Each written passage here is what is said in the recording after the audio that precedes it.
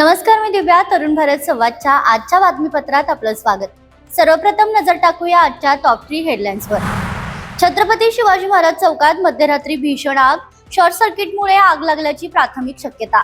बंद घरावर पाळत ठेवून घरफोडी, तासाभरात दागिने व रोख रक्कम लंपास.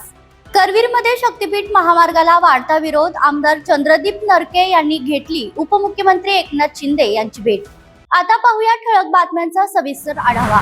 छत्रपती शिवाजी महाराज चौकातील चप्पल लाईनकडे जाणाऱ्या मार्गावरील एजी एंटरप्राइजेस व कणेकर फुटवेअरला रात्री 12:30च्या सुमारास अचानक आग लागली. आगीत सुमारे 20 लाख रुपयांचं नुकसान झाल्याचा प्राथमिक अंदाज आहे. शॉर्ट सर्किटमुळे आग लागल्याची शक्यता वर्तवण्यात आली आहे.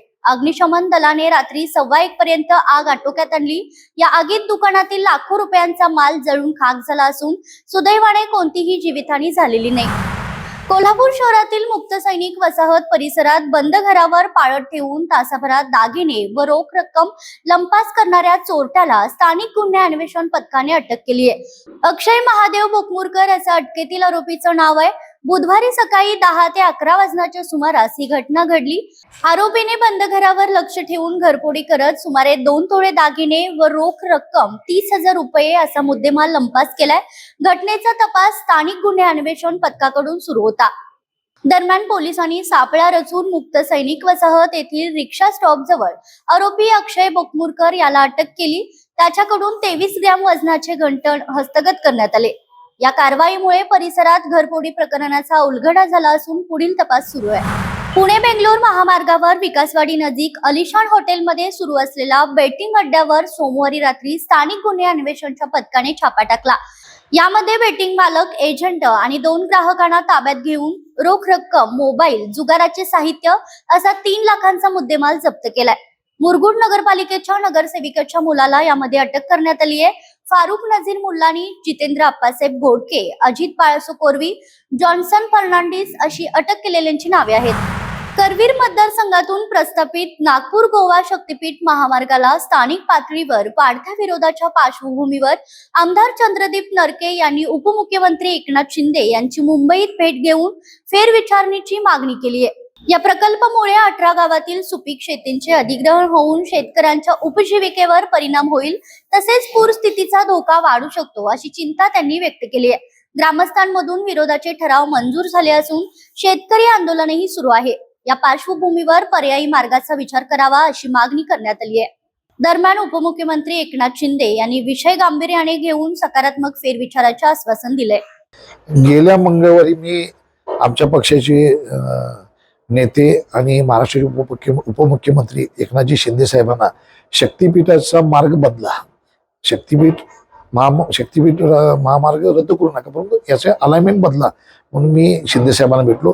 काल मी मुख्यमंत्री देवेंद्र फडणवीस साहेबांना सुद्धा निवेदन दिलं की शक्तीपीठाचा मार्ग अन्यत्र आपण हलवा, कारण माझ्या मतदारसंघातील 18 गावामधून हा शक्तीपीठ महामार्ग जातो.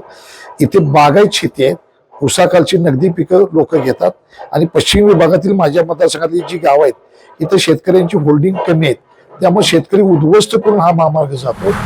राजर्षी छत्रपती शाहू महाराज यांच्या 104व्या पुण्यतिथी निमित्त कोल्हापूर येथील नर्सरी बाग समाधी स्मारक स्थळी त्यांना अभिवादन करण्यात आलं. शाहू उद्योग समूहाच्या अध्यक्ष समरजित घाटगे यांनी पुष्पहार अर्पण केला. यावेळी अखिलेश राजे घाटगे, यशराज घाटगे, भाजप महानगर जिल्हाध्यक्ष विजय जाधव, नगरसेवक किरण नकाते, विजयसिंह खाडे, माजी नगरसेवक प्रदीप उल्पे, चंद्रकांत घाटगे, सुधीर देसाई, डॉक्टर आनंद गुरव तसेच कागलमधील नगरसेवक, नगरसेविका व शाहू प्रेमी उपस्थित होते. महाराष्ट्र आणि पश्चिम महाराष्ट्रामध्ये आम्ही ह्या सगळ्या शिक्षणाचा निर्णय असतील, सामाजिक सलोख्याचे निर्णय असतील आणि खरं त्याच्यापेक्षा महत्त्वाचं की आपल्या भारताचं जे संविधान ज्यांनी लिहिलं ते भारतरत्न डॉक्टर बाबासाहेब आंबेडकरांना त्यांनी पुढे आणण्याचं जे काम केलं आहे, त्यांना एक प्राधान्य द्यायचं काम केले. त्याच्यामुळं आज आपल्याला मताचा अधिकार आहे. अशा राष्ट्रीय छत्रपती शाहू महाराजांच्या स्मृतिदिनानिमित्ताने आम्ही सर्व सहकारी आलो आहे. दख्खनचा राजा श्री क्षेत्र ज्योतिबा डोंगर येथे काही दिवसांपूर्वी चैत्र यात्रा झाली. त्यानंतर प्रत्येक रविवारी श्रींच्या दर्शनासाठी भाविकांची प्रचंड गर्दी होते. त्यामुळे मंदिर परिसरात गुलालाचा खच, घनकचरा प्रचंड साठला जातो. या पार्श्वभूमीवर रविवारी रात्री पुजारी समितीचे कार्यकारी अध्यक्ष देवराज मिटके यांच्या नेतृत्वाखाली आपलंही समाजासाठी काहीतरी देणं लागतं व एक दिवस मंदिरासाठी या संकल्पनेतून ज्योतिबा मंदिराची स्वच्छता गावातील देवराज मिटके ग्रुप, ग्रामस्थ आणि पुजारी यांनी स्वच्छता करून संपूर्ण ज्योतिबा मंदिर परिसर चकाकून टाकला. टोक तालुका हातकणंगले येथील फकीरखडी परिसरात आज पहाटे 4 गव्यांचा कळप दिसून आल्याने परिसरात खळबळ उडाली. सकाळी 6:30 वाजण्याच्या सुमारास काही शेतकऱ्यांना शेतात काम करत असताना हे गवे दिसले. मिळालेल्या माहितीनुसार हा गव्यांचा कळप पूर्वेकडील भोसले मळा परिसरातून आला असून पुढे तो हायवेच्या दिशेने मार्गस्थ झाल्याचं सांगितलं जाते. हातकणंगले कुंभोज मार्गावरील नेज हद्दीत लक्ष्मी मंदिरासमोरील टेकडीवर मंगळवारी दुपारी 4च्या सुमारास गव्याचा कळप निदर्शनास आला. अचानक वनप्राण्याचे दर्शन झाल्याने परिसरातील नागरिकांमध्ये काही काळ भीतीचं वातावरण निर्माण झालं. सुमारे 4 गव्यांचा हा कळप टेकडी परिसरात फिरताना दिसून आला. हातकणंगले कुंभोज रस्त्यालगतचा हा भाग असल्याने वाहन चालकांनाही सावधगिरी बाळगत प्रवास करावा लागला. अगोदरही येथील बाबू जमाल डोंगर परिसरात गव्यांचे बऱ्याच वेळा शेतकऱ्यांना दर्शन झालं होतं. त्यानंतर आज नेज परिसरात 4 गव्यांचा कळप निदर्शनास आला.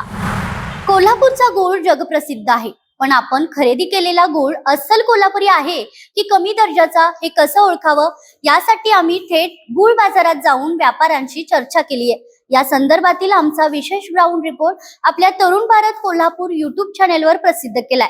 तो नक्की पहा आणि व्हिडिओ आवडल्यास लाईक करायला विसरू नका. तर या होत्या आजच्या जिल्हाभरातील ठळक घडामोडी. अशाच वेगवान आणि अचूक अपडेटसाठी पाहत रहा तरुण भारत संवाद कोल्हापूर. चॅनेलला सबस्क्राईब करा आणि बेल आयकॉन क्लिक करायला विसरू नका. पुन्हा भेटूया पुढील बातमीपत्रात. तोपर्यंत नमस्कार.